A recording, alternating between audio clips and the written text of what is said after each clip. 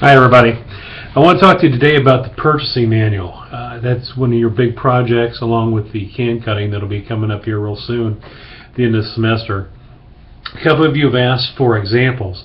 I don't have any good examples to give you because this is the first class we've done online for the purchasing class, but I'm going to try to walk you through it. If you go back and look, you should have a rubric, something like this, or at least a guideline that's going to tell you about the purchasing manual. And let me go back and explain what the purchasing manual is. Say you are going to be the purchaser for a company, and you go in and you say, well, what's my job? How do I do my job?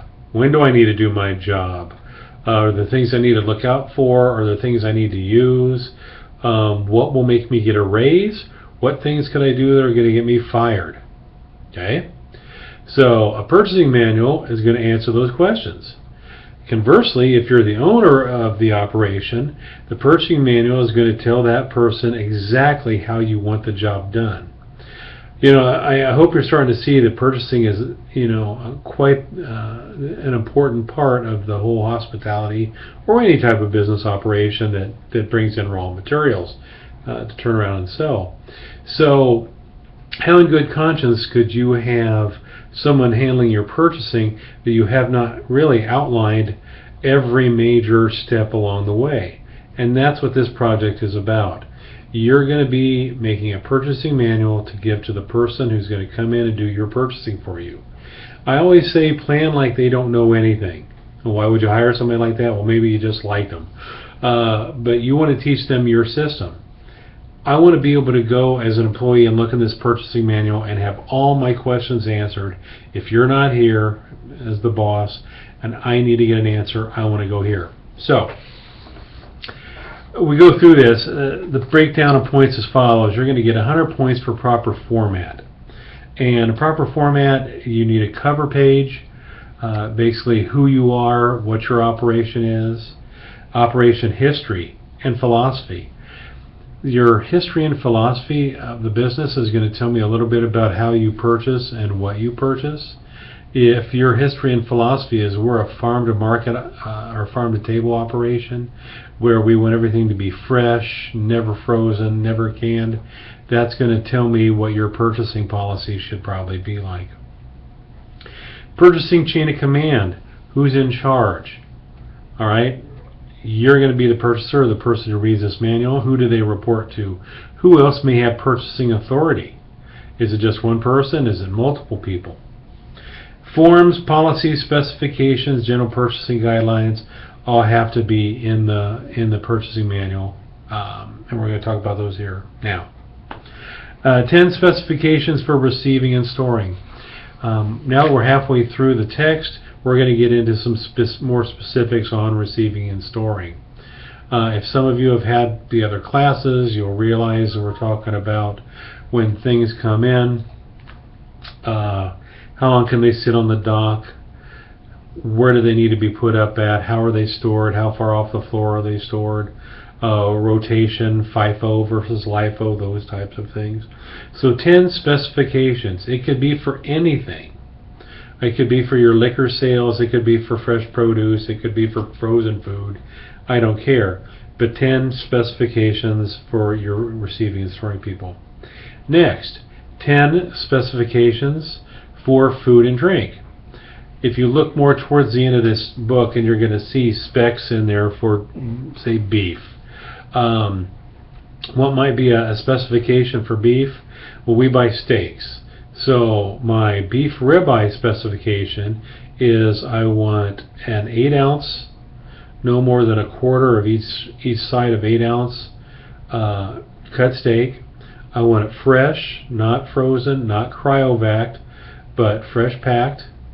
I want no more than a 1/4 inch of trim on it, and I also want that to be the grade of choice. Anything along those lines. But you need to spec out 10 different things. If you have trouble coming up with specs, you can look online. We posted a USDA website just about 2 weeks ago on the activities page. You can go there, you can check out all kinds of information on how to spec out meat, produce, and such. 5 specific forms are created. Now there's all kinds of forms that you could use as a purchasing agent. You could use, one of my favorites is everyone should have a waste form. Well, what's a waste form? Well, that's when I have a whole bunch of product that we don't use, it goes bad, I have to get rid of. We should write that down somewhere, right? Because otherwise we may say our costs are extremely high, but we don't know why. But if we find out we're throwing a lot of food away, so something like that. What about a return form? So I buy a bunch of products, they're not the right ones, I need to send them back. Should I maybe have a form for that? Here's a policy hint for you. Who has the authority to return items? What about some type of a form to keep track of credits? So I got some bananas in, they were way too ripe, I sent them back on the truck. I need to make a form so I can write that down and then make sure that I get a credit on it later on. You get the idea. 5 specific forms have to be created of your choice. And then the last one is 5 purchasing policies. General purchasing policies that were not covered prior. Alright? And I'm not going to give you a whole lot of ideas on this because hopefully reading through some of the scenarios in the book you'll start to develop some ideas. If you have specific questions, i.e. is this a good policy to have for my purchasing department, write me and ask me. I'll be glad to help. But I want you to put some thought on this. I want you to think that this is your business, that you want to succeed, and you've got to start thinking, how should I purchase things? How can I purchase things? How should I direct people to purchase things? So that's the purchasing policy in a nutshell. You should be starting to work on it now. We have talked about some policies as we've gotten to this point. There's some financial policies, maybe things you could clue in on. There are, chain of command. We've talked about who purchases. So you should actually be able to do, in all honesty, a third of this manual already. And the rest of it's going to come pretty quick. So please ask questions. Please email with any concerns about it. You will be submitting this online.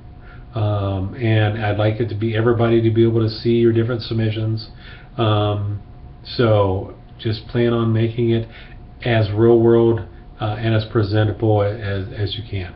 All right, call with questions. Thanks. Bye bye.